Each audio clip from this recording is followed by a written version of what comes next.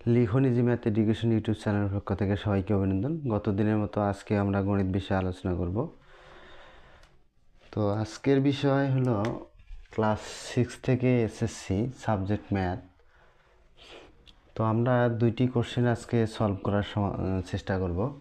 তো এখানে আমাদের x square minus 5x plus 1 equal 0 হলে এক্স মাইনাস 1 অপন এক্স সমান হোয়াট, অর্থাৎ আমাদের এ এর মান হলো 0। এখন আমাদের মান বের করতে হবে এক্স মাইনাস 1 অপন এক্স। ওকে, আচ্ছা, আমরা এখন কথা না বাড়িয়ে কোশ্চেন 1 সমাধান করার চেষ্টা করি।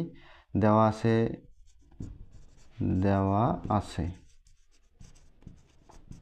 তাহলে দেওয়া আছে আমাদের কি x square minus 5x plus 1 equal 0। আচ্ছা, বা